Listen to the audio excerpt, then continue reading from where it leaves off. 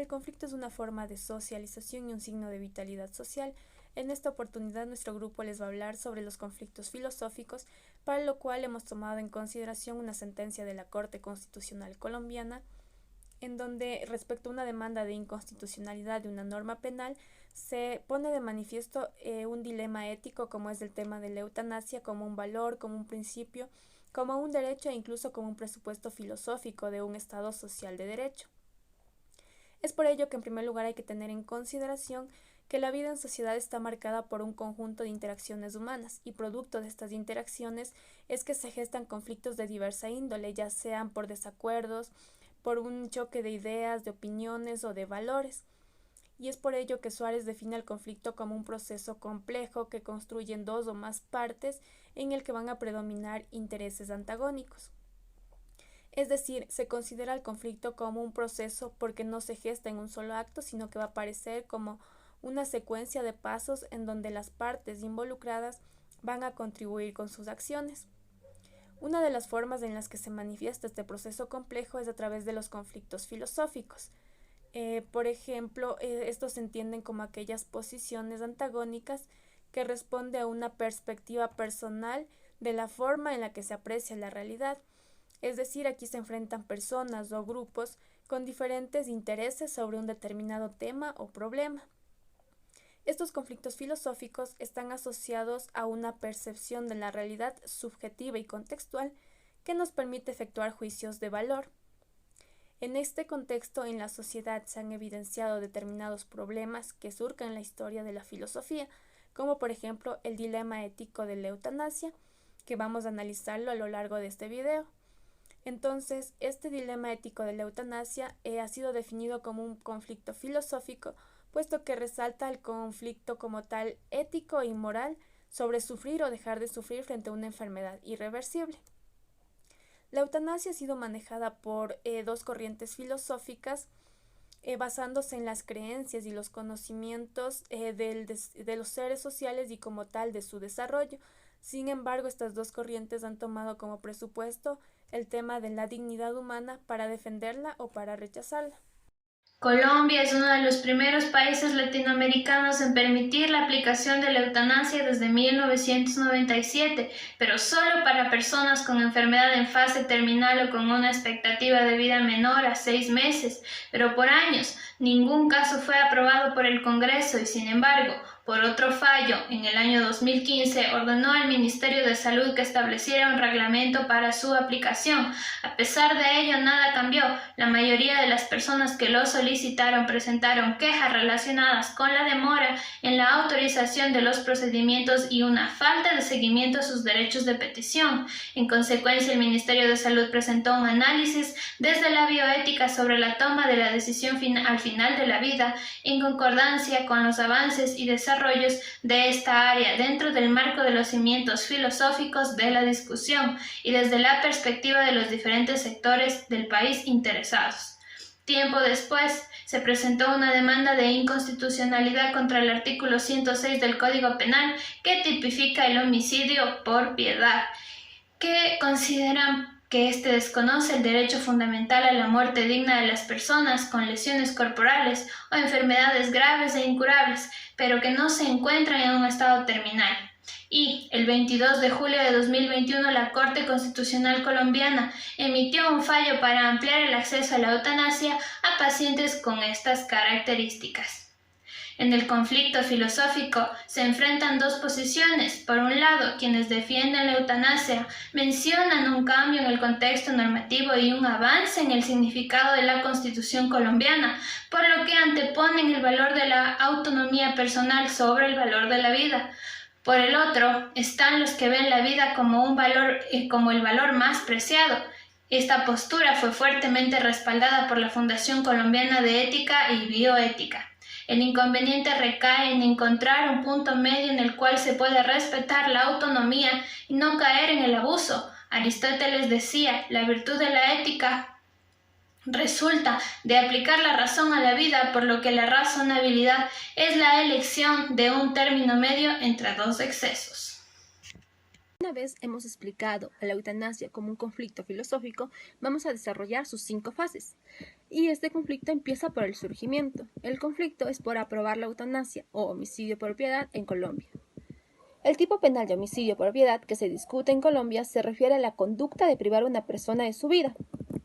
cuando quien ejecuta la acción lo hace movido por fines altruistas y específicamente para suspender un sufrimiento intenso que surge de condiciones médicas extremas definidas por el legislador como enfermedad o lesión grave e incurable, y que esta conducta no esté penalizada cuando concurren 3 condiciones: la voluntariedad y consentimiento del paciente, que sea un profesional en medicina quien la realice y que el paciente se encuentre en estado terminal. La eutanasia es defendido por varios grupos sociales y científicos, planteando el morir con dignidad, y a la vez se oponen grupos religiosos y sociales que consideran que se está yendo en contra del derecho a la vida. La segunda fase es la escalada, percepciones correctas o erróneas de las partes. Y aquí se plantea el derecho fundamental a morir con dignidad a través de la eutanasia, que reconoce la muerte como proceso y en consecuencia las condiciones sobre el cumplimiento de condiciones específicas para optar por alternativas de muerte médicamente asistidas tienen en cuenta criterios técnicos y científicos, dice, y no de orden moral o personal. La extensión de la eutanasia a condiciones distintas a la terminalidad, con independencia del diagnóstico, genera riesgos penales para los profesionales de la salud por una conducta que difícilmente es justificable, ello dado que reduce las condiciones de la solicitud al sufrimiento y la competencia mental y no responde a parámetros clínicos específicos. Desde el punto de vista filosófico, nos dice que un pensamiento o un deseo nunca vale lo que un ser humano, aunque éste no desee seguir siendo un cuerpo vivo o haya terceros que procuren su destrucción. En cuanto a las personas que están a favor de la eutanasia y que consideran que sí debería ser accesible para todas las personas que lo deseen, dicen que consideran que los que quieren acceder a la eutanasia se encuentran en circunstancias de salud extremas, padeciendo sufrimientos intensos e incompatibles con su propia dignidad, como fruto de lesiones corporales o enfermedades graves o incurables de la posibilidad de ejercer el derecho fundamental a la muerte digna. Debido a que su enfermedad no ha sido diagnosticada en fase terminal, aún así quieren acceder a la eutanasia, porque si por su enfermedad no estar considerada en la fase terminal no se accede, se estaría desconociendo su derecho fundamental a la integridad, así como el deber de no someter a las personas a tratos crueles. En cuanto a la tercera fase, que es la crisis, la polarización de posiciones en donde nadie quiere ceder, los argumentos en contra nos dice que la eutanasia tiene como efecto inmediato acabar con la vida de los seres humanos, que se encuentran en una situación de fragilidad, que en ocasiones expresan su deseo de morir, pero que cuando se les trata con cariño y poniendo todos los medios lícitos para aliviar su sufrimiento, suelen desistir de esa idea. Con los avances de la medicina, la mayoría de los sufrimientos se pueden evitar, o al menos menguar, y también se puede hacer tratamiento psicológico y psiquiátrico, además de ayudar a las personas a descubrir el sentido de su propia vida. En cuanto a los argumentos en contra, nos dicen que la vida no se limita a la subsistencia, sino que se concreta en el derecho a vivir adecuadamente y en condiciones de dignidad, en un orden constitucional que también reconoce el pluralismo y el libre desarrollo de la personalidad. El Estado no puede optar por concebir la vida como algo sagrado desde una perspectiva religiosa, sino que se debe permitir que el individuo valore la manera que quiere vivir, para así vivir con dignidad. La cuarta fase del conflicto es la negociación. Las partes relajan sus posiciones y comprenden que para llegar a un acuerdo es necesario ceder en sus posturas, por lo que una parte propone el hecho de permitir la aprobación de la eutanasia o muerte asistida únicamente en los casos de extremos de enfermedades crónicas terminales sin la más mínima posibilidad de recuperación, y que además esté pasando por un inmenso dolor con previa certificación del médico tratante junto con otros 2 médicos más. Esto debe ser voluntario, y además debe contar con la autorización de los familiares cercanos en caso de tenerlos, pues el ser humano es un ser social y su muerte implica afectación a quienes lo rodean.